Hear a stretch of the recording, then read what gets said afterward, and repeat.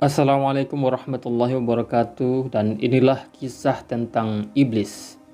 Aku berlindung kepada Allah dari godaan syaitan yang terkutuk dengan nama Allah yang Maha Pengasih lagi Maha Penyayang. Iblis diberi nama iblis adalah karena dia ablasa atau putus asa dari rahmat Allah, sesuai riwayat dari Ar-Ridha radhiyallahu an.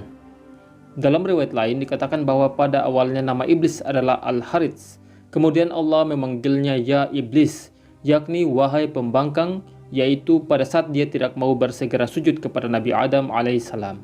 Dinyatakan juga bahwa namanya diambil dari kata al-iblas, yang maknanya adalah kesedihan luar biasa yang diakibatkan oleh keputusasaan berat. Al-iblas juga digunakan dalam Al-Quran ketika berbicara tentang keadaan yang dialami para pendosa pada saat datangnya hari kiamat.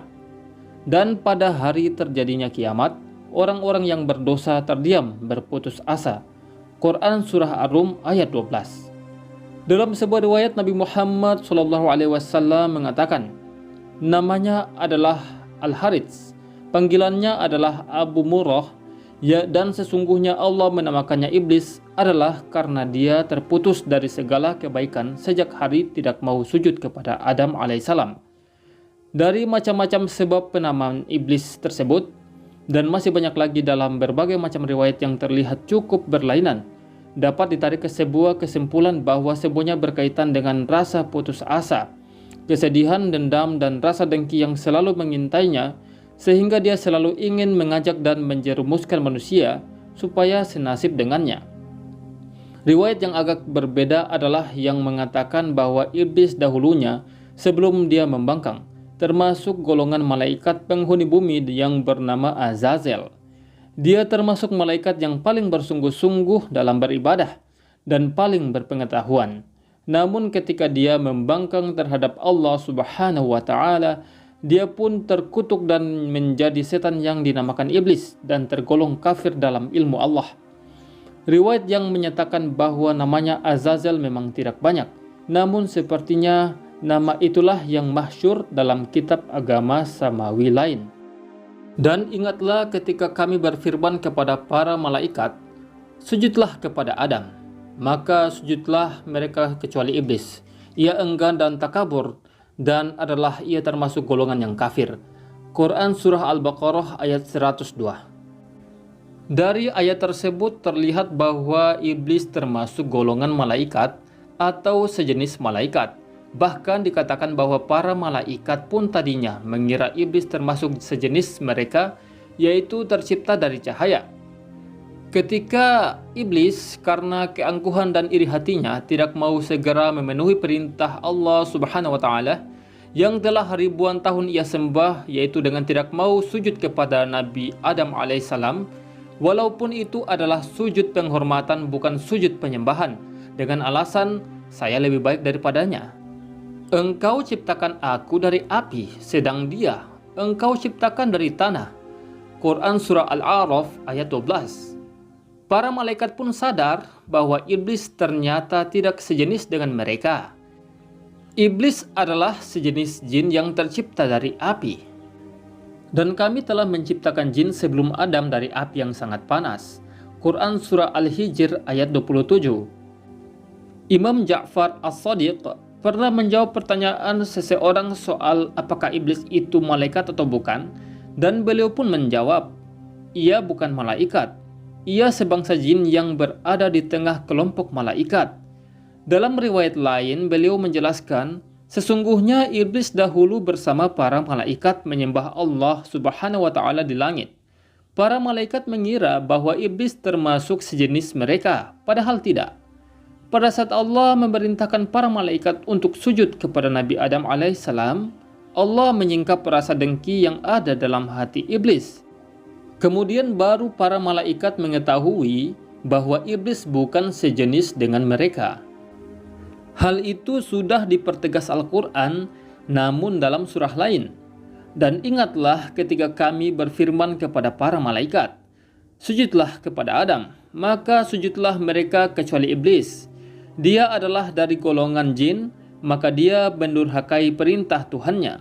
Quran Surah Al-Kahfi ayat 50. Riwayat yang cukup langka dan agak berbeda adalah yang diriwayatkan oleh Ishaq bin Jarir dari Abu Abdillah alaihissalam, yang menyatakan bahwa iblis berbohong ketika dia mengatakan, "Engkau ciptakan aku dari api sedang dia engkau ciptakan dari tanah." Beliau mengatakan, "Dia bohong wahai Ishaq. Allah tidak menciptakannya melainkan dari tanah. Allah berfirman, Dia yang menjadikan untukmu api dari pohon yang hijau, maka tiba-tiba kamu nyalakan api dari pohon itu.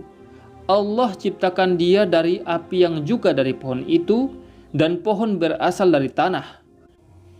Bagaimanapun juga, tiada perbedaan sesama ulama Islam dalam soal bahwasanya jin dan setan adalah makhluk halus yang kadang dapat terlihat dan kadang tidak. Mereka mampu bergerak cepat sekali, mempunyai kekuatan untuk melakukan hal-hal di luar kekuatan kodrat manusia. Lebih dari itu, sebagian ulama yakin bahwa mereka dapat mengubah bentuk sesuai kemaslahatan mereka, sebagaimana yang dapat disimpulkan dari banyak hadis. Supaya lebih jelas perbedaan antara makhluk-makhluk halus yang kita kenal, para ulama memilahnya sebagai berikut. Malaikat adalah makhluk halus yang tercipta dari dominasi unsur nuraniyah cahaya. Mereka mampu untuk mengubah bentuk yang bermacam-macam secara sempurna, serta dibekali pengetahuan dan kemampuan untuk hal-hal yang ekstra sulit dan rumit. Sementara itu, jin adalah makhluk halus yang tercipta dari dominasi unsur udara. Mereka juga dapat mengubah-ngubah bentuknya dan dapat melakukan aktivitas ajaib. Jin ada yang kafir dan juga ada yang mukmin, ada yang taat dan ada juga yang durhaka karena mereka juga terkena kewajiban mengamalkan syariat sebagaimana halnya manusia. Dan mereka juga dapat memilih sebagaimana kita. Adapun setan adalah makhluk halus yang didominasi unsur api. Mereka juga berkemampuan mengubah-ngubah bentuk sebagaimana jin, namun bedanya adalah bahwa setan berkecenderungan menggoda dan menjerumuskan makhluk-makhluk Allah ke arah fasad dan kehancuran, membisikkan kemaksiatan dan memperindah kelezatan duniawi, dan membuat orang lupa akan manfaat ketaatan dan lain-lainnya. Iblis merasa dirinya tercipta dari api, dan berdasarkan itu pula dia beralasan tidak mau sujud atas perintah Allah Subhanahu wa Ta'ala. Dia menganggap dirinya lebih baik dari manusia karena berasal dari api. Betapa rasisnya dia. Alasannya bisa jadi lebih buruk dari perbuatannya. Bahkan para malaikat yang tercipta dari cahaya bersegera sujud atas perintah Allah Subhanahu wa Ta'ala. Iblis tidak menemukan alasan lain yang lebih tepat demi menutupi iri hatinya yang mendalam. Sebelum adanya Nabi Adam alaihissalam, dia termasuk yang paling terpandang, baik ibadahnya, pengetahuannya maupun prestasinya. Ia merasa sebagai makhluk yang terdekat dengan Allah Subhanahu wa Ta'ala. Namun mengapa tiba-tiba tercipta pendatang baru yang belum terlihat amalnya, jangan lagi berpangkat seperti dirinya, tetapi ternyata dia harus sujud kepadanya? Mungkin itulah yang dirasakan olehnya setelah mata dan hatinya tertutupi dengan rasa bangga diri dan keangkuhan. Kalaupun benar api itu lebih mulia daripada tanah, namun tidakkah dia mengetahui bahwa Nabi Adam alaihissalam bukan hanya tercipta dari tanah saja? Tidakkah dia mengetahui bahwa Allah Subhanahu wa Ta'ala meniupkan rohnya ke dalam makhluk barunya itu?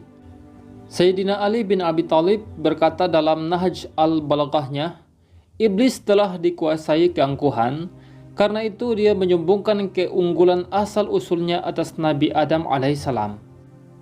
Dia berlebihan dalam memandang dirinya sendiri. Karena itu musuh Allah ini, pemimpinnya kaum fanatik, leluhurnya kaum arogan, peletak dasar-dasar fanatisme. Dia berani membantah perintah Allah, melepaskan pakaian tawadu, dan mengenakan pakaian kesombongan. Kalau Allah mau, Allah dapat menciptakan Nabi Adam dari cahaya yang menyilaukan dan memerangahkan pikiran serta membuat aromanya harum menyerbak. Semuanya tentu akan tunduk kepadanya. Namun Allah Subhanahu wa Ta'ala ingin menguji makhluknya dengan sedikit dari apa yang tidak mereka ketahui sebagai ujian bagi mereka, agar mereka dapat lepas dari bangga diri dan keangkuhan. Maka dari itu, ambillah hikmah yang terkandung dalam perlakuan Allah terhadap iblis. Allah Subhanahu wa taala menggugurkan semua yang telah dilakukan iblis selama rentang waktu yang begitu panjang dan segenap kerja kerasnya. Karena iblis telah memuja Allah Subhanahu wa taala selama 6.000 tahun dan kita tidak tahu apakah periode tersebut merupakan tahun-tahun duniawi ataukah akhirat. Semuanya akibat keangkuhan yang terjadi sesaat. Jadi dapat kita simpulkan bahwa iblis saat itu telah melakukan beberapa kesalahan fatal di antaranya. Yang pertama, dia tidak bersegera melaksanakan perintah Allah untuk sujud, yakni kalaupun dia akhirnya mau sujud setelah mempertanyakan kebijaksanaan Allah yang Maha Suci lagi Maha Agung, itu saja sudah sebuah kesalahan. Kedua, dia ternyata memang tidak mau sujud sama sekali. Ketiga, memberikan alasan seakan dia lebih tahu daripada penciptanya, tanpa disadari dia telah menempatkan dirinya pada posisi yang lebih tinggi dari Allah Subhanahu wa taala. Keempat, alasannya sama sekali tidak masuk akal dan sangat kekanak-kanakan. Setelah itu semua Allah katakan, "Turunlah kamu dari surga karena kamu tidak sepatutnya menyombongkan diri di dalamnya. Maka keluarlah, sesungguhnya kamu termasuk yang kecil." Quran Surah Al-A'raf ayat 13. Keluarlah engkau dengan hina dina lagi terusir. Quran Surah Al-A'raf ayat 18. Begitulah hingga akhirnya ia menjadi terkutuk, keluar dari rahmat Allah, jauh dari segala kebaikan dan rupanya pun berubah menjadi bentuk terburuk yang dapat dibayangkan seseorang.